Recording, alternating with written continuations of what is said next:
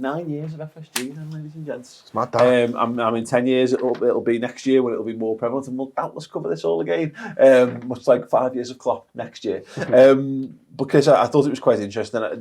Actually, again, the Liverpool Echo Blood Red podcast have done a really interesting thing on this, and it sparked a few things which I thought was quite interesting. So I went back to the original BBC News article for a few quotes for this, and it was because it's hard to look back and remember, because you hear, and I'm sure this is probably more true for you, Jack. Because 9 years is a more sizable chunk of your life than it is this of our life.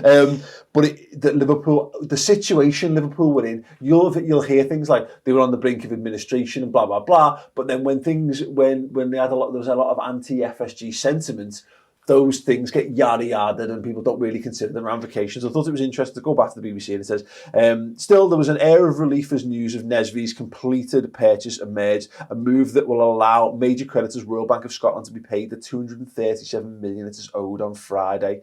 A club statement revealed the transaction values the club at $300 million and eliminates all of the acquisition debt placed on LFC by its previous owners, reducing the club's debt servicing obligations from 25 to 30 million a year to 2 to 3 million. That in turn means that holding companies are likely now to be put into administration, a move which could have resulted in a 9-point penalty in the Premier League. John Henry, facing a media scrum outside the Lord offices in Slaughter and May in central London, added, "We're going to do a lot of listening. We have a lot to learn and we'll walk this path together," brackets with the fans. "We regard our role as that of stewards of the club, with a primary focus on returning the club to greatness on and off the field for the long term," which gives me goosebumps reading the end bit now. We'll come to that. I find it actually quite stark reading the first bit back, and it talks so matter-of-factly of like Liverpool, and it's right, maybe RBS would have been a bit kinder to Liverpool, whether because of the size of the institution, but administration was a very real prospect, and it's crazy to think that we sit here as 6 times European champions, etc. 9 years ago, Liverpool could well have faced relegation to the Championship. Well, the matter is that Hicks and Gillette run us into the ground, really, didn't they? And FSG came and saved us. And at the start they got a lot of unnecessary criticism. To be honest with you, obviously they had the Hodgson thing at the start of them and stuff like that, which they were heavily criticised for. Certain people thought we didn't win enough under them at the start, but now they're delivering. And to be honest with you, it was never an issue in my mind. I never thought that there wasn't going to be a time where we were going to be good. There was always signs there that we were returning to greatness, and obviously the appointment of Jurgen Klopp was just perfect. I think they did a lot of things wrong in the first few years. I'd say I don't think I felt hopeful, but I never, because I'm an eternal optimist anyway. It was very difficult at the time, because we covered a lot of this stuff around the time, because in the early days of Redmen, it was hard. There wasn't enough evidence to back up. There was words, but because Hicks and Gillette had said a lot of the same words, it was very difficult for them to curry favour in the early days. I think that's right, and you linger back to, look, people out there, and I've been through this. If you've ever been with a girl who's cheated on you, going with the next girl and having trust in that person is a very, very difficult thing, and that's kind of what it felt like with the owners at the time, wasn't it? And I think we, as you say, we'd heard so many things, and so many things coming out of what was it, New England Sports Venture at the time, were very, very similar. We'd heard about a new stadium or a redevelopment of Anfield. Obviously, we'd heard the spade in the ground from Hicks and Gillette and stuff, and then seeing them make mistakes, and they did make mistakes in the early days, and not for want of trying. And I think you can look back with hindsight and go, everything that they made a mistake once, and then they rectified it. But they look at heavy scrutiny at the time. We had Kamoli in as the director of football back then, didn't we? And I think we got rid of him in about 2012 or something, and then we started to look to bring Michael Edwards and was it Ian Eyre in there, and really form the transfer committee. But you think of those early signings, and some of them were forced because of sales, but some of them were bad. And I think back to Luis Karius as a goalkeeper for us, and what we've maybe said about players at the time is you don't want them learning on the job at Liverpool Football Club. Well, unfortunately, we were in a position where our owners were learning on the job at Liverpool Football Club. It was top to bottom, wasn't it? And it's funny because we can look back on it now with a bit of relief, Jack, but Chris is right. We had owners learning about football, and and the problem is in those instances, you turn to people, and if you don't understand the sport, how do you understand who's an expert in the sport as well? So you go into people for advice, and that's where Damien Comolli, grabbed a lot of power around that time, because they really backed him. He had his track record as the director of football at Spurs as well, or whether he was heading up the transfers. Something there, yeah. And he was the one talking about, like, he was the guy who brought in Bale and etc. Went through his list of players. So they've obviously brought him in. And then in addition to that, we obviously then end up in a situation where Brendan Rodgers ends up as who's a guy who's learning how to be a top manager on our dime. That was the problem with Liverpool. We had flux and we had up and down, because it's like putting an 18-year-old in your side. You're going to make mistakes because they don't have experience to fall back on. And that was the story of Liverpool in those first probably 5 years under FSG, was we were all over the place. We meant well, but we didn't behave like an elite club because we didn't have people who knew how to make Liverpool into an elite club. Yeah, I do agree. I do think they made clear mistakes. I just think the amount of scrutiny they came under for the mistakes was perhaps a bit too soon for that, like you said, Chris. I think, to be honest... The thing is, what I remember at the time is, it might have been 2 or 3 years into FSG's reign, but we'd had shit for 10. So our patience was running thin for this thing, and we didn't have that patience at the time. And I think you're right. We probably did give them unnecessary stick from a large portion of fans. I don't think I was too vocal on it, if I'm perfectly honest. I do remember thinking we'll get there in the end. They seem to be doing the right things. I can see the sort of the shoots and stuff like that, but we were not good enough for a long time before they arrived, and we were beaten down because of it. And listen, we had to wait a long time, didn't we? And it's worth it now, but obviously I remember going through those stages where it was very difficult. Myself went on 5 Live and spoke about how I didn't think we'd win anything under FSG, and looking back at it now, I think the criticism I was giving them at the time was unjust and unnecessary, because it's like going back to that quote where he literally calls what is going to happen now, and he has learned, and they have built a winning team, not just the club, not just the players. They've built a winning club, and everyone in the club, the staff, the players, everything at the minute is perfect, and you have to praise. There was 4 promises that they made that I've got written down here at the beginning, Paul, and that was, we're going to attract the best players, we're going to win, we're going to compete for trophies, and we're going to create a winning culture long term.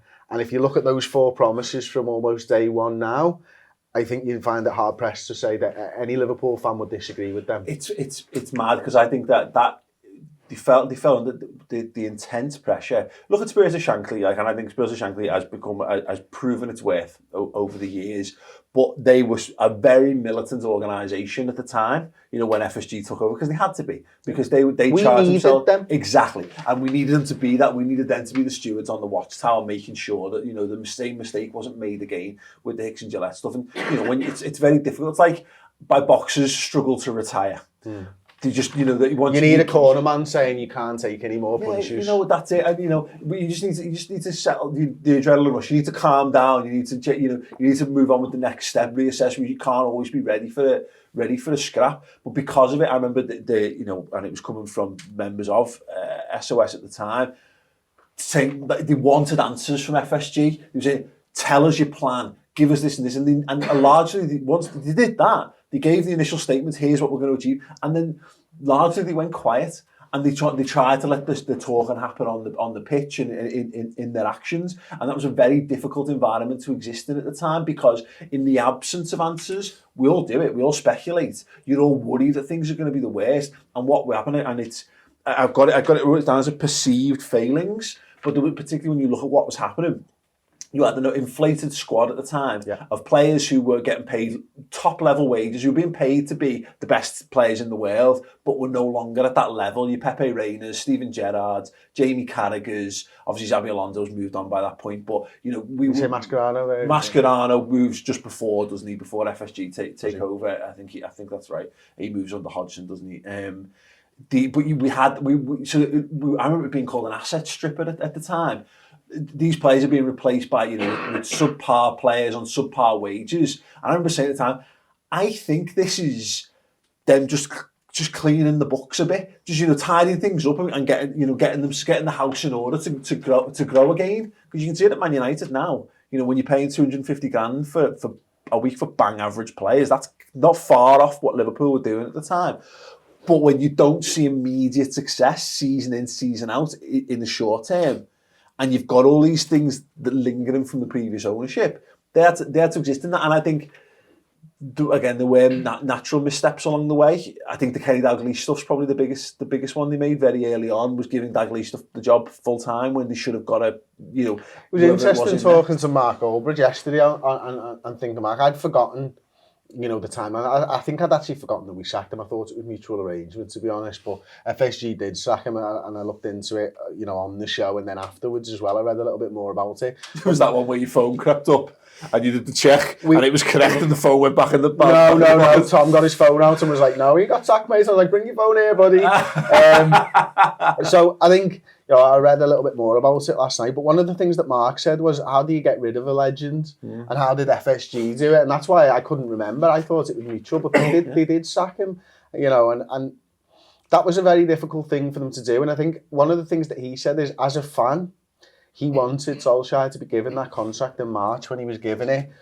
But the board of directors aren't fans. Yeah. They've got to be business people, and that's why they should have waited till May to see what Solskjaer was doing and how he did before the contract was given. Now, as a fan, I probably did want Dalglish to stay that extra year. Oh, he did. The brand of football we were playing, and of course, this is a reaction, of course, to the Roy Hodgson thing, and we keep seeing it all over the league, other teams making similar mistakes. But he rode a crest of a wave of optimism. Remember the day he brought in youth players as well towards the end of that season. That's what changed. John Flanagan get to look in. Like, a lot of that's enforced, but you're right. He played. The whole club played. The next season, we were seeing things like Skip at right back when Fano was still there, and listen, I don't want to have a pop at Kenny Dalglish here in any way, shape or form, but it seemed like the pressures of the job maybe affected his thinking. Well, you've got something to lose all of a sudden, haven't you?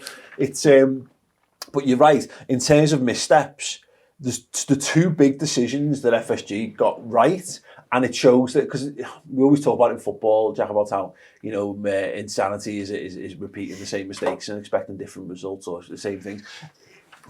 Hiring Dalglish is fine, because again, they kind of were left with, they were new. You don't want to lose the fans so early on, so I get why they give Dalglish the job. But I was talking about this with Toffee TV lads. We won the League Cup. We got to the FA Cup final, but we finished 8th, I think, that season. We sacked Kenny Dalglish. David Moyes' Everton finished, I think, 7th, and they gave him a new contract. And that was the difference. That was almost like the moment where they drew a line and went, not good enough. Success. This does not look like success. And again, in the terminating Brendan Rodgers contract was exactly the same situation. I didn't believe for a second we'd have the bollocks to sack a guy who, let's be honest, it was okay. It wasn't terrible under Rodgers. It was just okay. It was just a bit underwhelming. But they went, no, there's an opportunity to get a better fella in here. Just drawing the Merseyside derby, which is you can draw at Goodison Park all the time. And they went, nah, cut it off. And those are the two moments, I think, that really showed huge bollocks and actually helped to set a mentality of these are the standards we're setting at this club. Well, those quotes said by John Henry right at the start, he knew what he wanted, didn't he? And he's absolutely delivered that. And as you say, he's been cutthroat at the right times. That Kenny Dalglish appointment was the easy appointment at the time. As you said, gets the fans on board, gets everyone on board. There you go, appoint him. He got a bit of silverware, but at the end of the day, it's not enough. We're Liverpool Football Club. We want to be challenging for titles, for league titles, and ultimately that's what FSG want. That's what the fans want. That's what everyone wants inside the club, and hopefully we're on the right track to getting that now. That's it. It's one of those things. The silverware stuff is ultimately the thing that gives. It's 3 in 9 years now, isn't it? Yeah.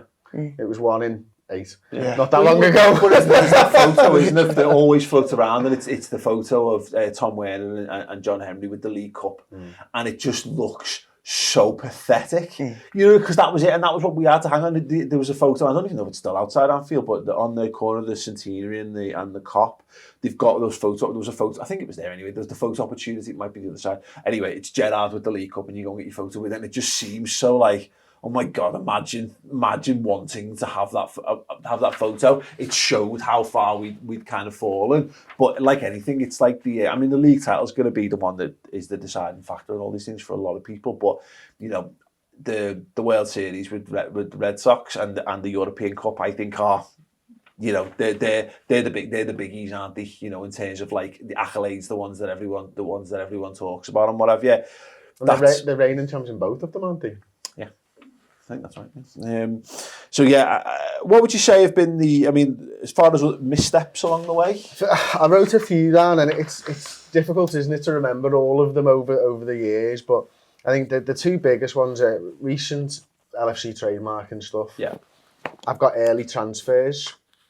I've got ticket price fiasco, the £77 ticket prices, and the other one was differing views with Rodgers, and I don't know whether that is they appointed the wrong man, or whether because of his early success and the success of the 13-14 side, whether he thought he deserved more control than he'd originally agreed. Because I think one of their biggest successes is actually the structure of the football club from top to bottom. I think that is probably their biggest success, because I don't think Klopp works as well without that structure. Yeah. And I don't think that Edwards works that well without a manager like Jurgen Klopp. Yeah, it goes back to this notion of like recognising what success looks like. And look, I remember spending that summer saying, even with Suarez going, saying, look, we'll be better, we'll be fine, because Coutinho's going to be a year better, Sterling's going to be a year better, we've still got Daniel Sturridge, don't forget, etc., etc. You know, and these are guys who've not spent their lives watching footy. Brendan Rodgers, what he did in 13-14, Jack, must have looked like, we've got it here. You know, this is all where... the fan base and how you know, that We Are Liverpool song was just sung every 2 minutes for the rest of the half of the season. Yeah, exactly. And so it must have been, for them, it must have looked like that, because you're right, the Brendan Rodgers stuff, it's tough to judge it, isn't it? Because, in hindsight, they should have stuck by the guns and made him take a director of football from day one. But Rodgers, I mean, like, you know, he famously basically turned them down, didn't he? And then dug his heels in until they let him off with the director of football stuff, gave him a bit more power. He then totally fucked it in the transfer market in his first go, and then had to recover that power. But by 13-14, recovered the power and then lost and basically cocked it up again off the back. So it's you can almost split, I think, the FSG era so far right down the middle, and it's bisected at the time that pretty much almost by the time they sack Brendan. The big bang moment is appointing Jurgen Klopp. Yeah. That is it. That is the restart of Liverpool Football Club. Yeah, 100%. Hard to disagree with that. It's literally what it's when happened. things start to work, and it's because I remember doing the Anfield tour a few years ago when I did some work there, and you go into the new press room, and the person doing the talk, and they talk about Jurgen Klopp, and they talk about him as like the figurehead of the club, and they talk about him not just as the manager, but this giant this metaphorical giant who basically sits over the whole enterprise, and it all kind of works through him, and he's earned that right to be that. And as Chris kind of says there, everything clicks into place with Klopp, and we mentioned this on the show the other day. It doesn't necessarily. He's had to earn that right. He wasn't given the freedom. You know, he only signed a relatively short-term contract. I think it's 2 or 3 years, isn't it? In the first instance, and it's very quickly they realise that was a 7-year contract. Let's get it signed. But this is the thing about Jurgen Klopp, is that, you know, he's redefined. He's been given enough room, but he's also got. His ego hasn't got in the way of him. He's been able to work with that system. You look at the praise that he gives you. He wins the Manager of the Year award, the best awards, and basically thanks FSG for buying him the team. It's there's hardly, because it is more than just a manager to be a successful football club, and he recognises that now. He was the perfect man at the time though, and that's why FSG were so cutthroat and got rid of Brendan Rodgers like they did, because literally the style of play suits the club so much. You know, the dick in hand sort of that style of play where everyone loves to watch. It's beautiful. We've got the defence finally sorted going forward. It's lovely. You got a false nine rather than a striker, and it's just like, wow, we're the best club in the world. You know what I mean? You got a manager who is passionate. He loves the club not as much as we do, but he's there. He acts like he does, and you feel like when he wins, he really feels as though he wins, and he feels like he's part of the city, and you know, it's one of them where it was the perfect appointment, and I think they're glad of that now, because it's like we say, if FSG hadn't found Jurgen Klopp for Liverpool Football Club, then where would it have gone? Where would we be now? Well, that's it. You know, you think about it at the time. You know, they had the choice once again at the time. They had the choice between Roberto Martinez and Rodgers, it seems. And look, given those choices, I think they made the right choice with Brendan Rodgers. Yeah. I mean, although that being said, I mean, it's mad when you look at Martinez now. You know, obviously ended up with the Belgium job, and you know what Rodgers has gone on since then. And then they end up with the choice between Ancelotti and Klopp. And I remember Chris, you said at the time, I think you were all in on Ancelotti on that. I wanted a winner. Yeah. I wanted someone who's consistently won stuff over and over and over again. And you know, I thinking back now, I just think how terrible a decision that would have been had they brought in Ancelotti. I just think, you know, he was playing for £200 million of players to restructure the playing squad and stuff like that. And not that I think he was wrong, by the way. We might have had greater short-term success. It's possible under Ancelotti, but we might not have built a winning culture. Yeah. And I think that's what. And I think it's that ability for FSG to know when to pick a battle, which really makes them good owners for me. Because I'll go back to the ticket prices before we talk a bit more about Ancelotti. They got it wrong.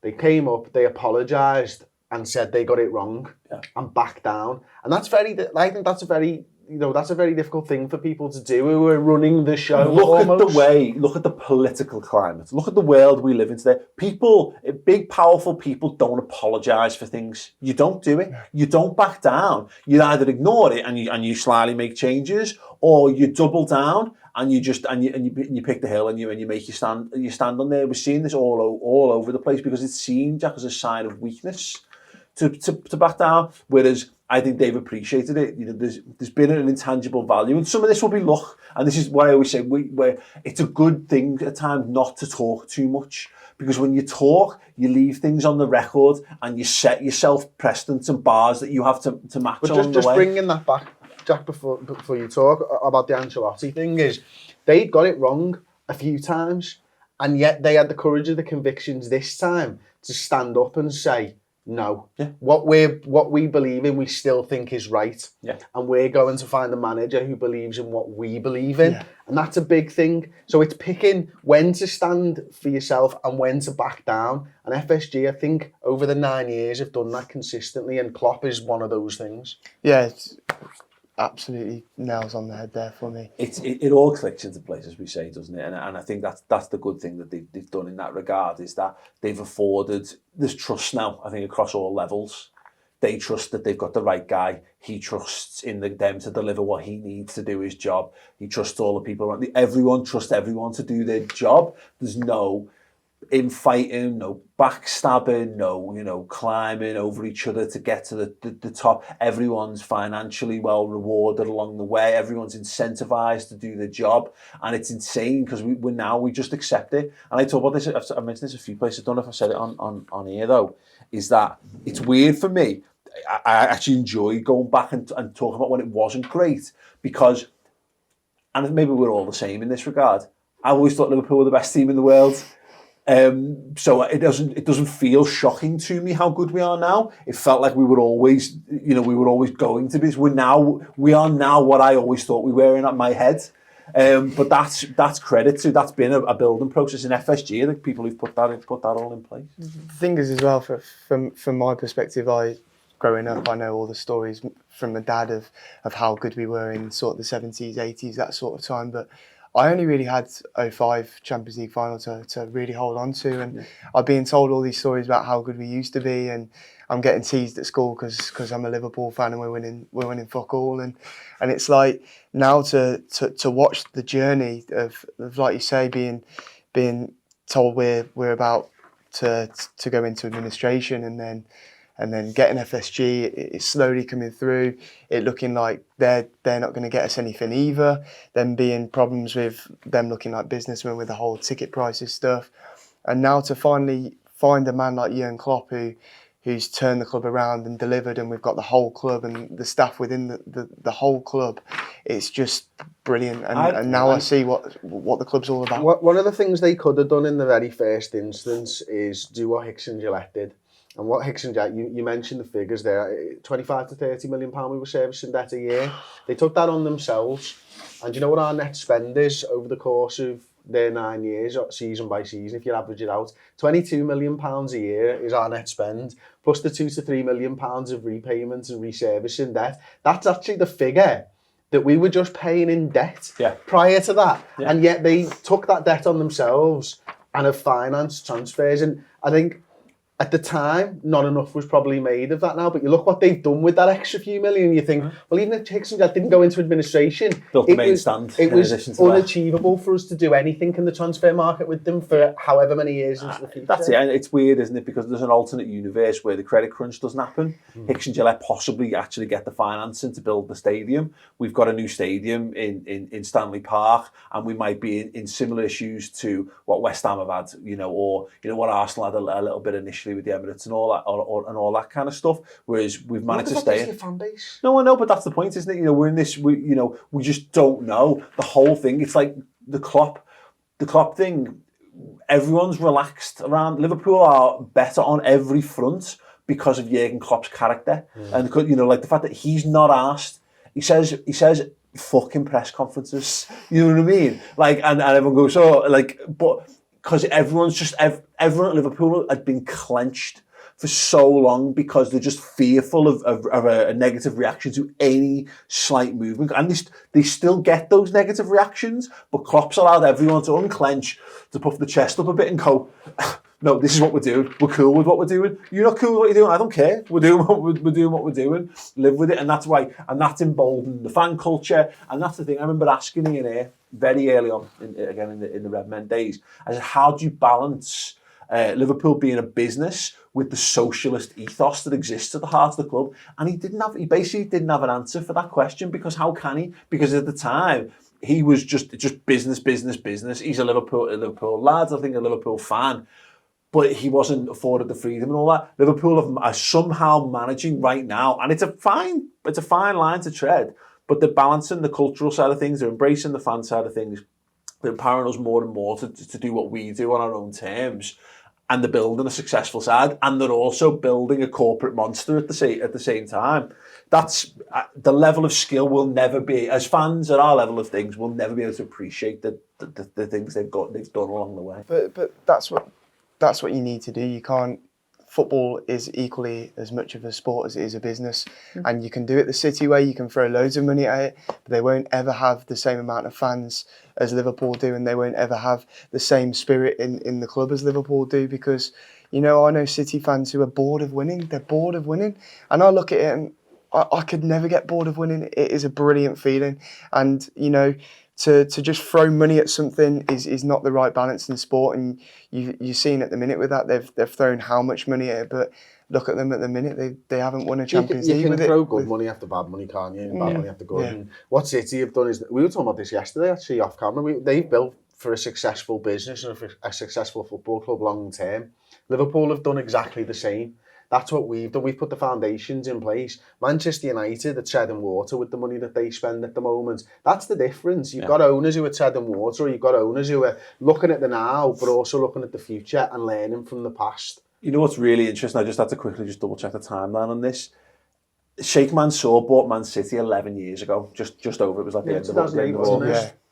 And in that time, with a much greater sum of money, and also building on what we talked about this the other day, but building on the Thaksin Shinawatra stuff, because he'd already come in and spent a ton of cash in the first instance, relatively speaking, at the time.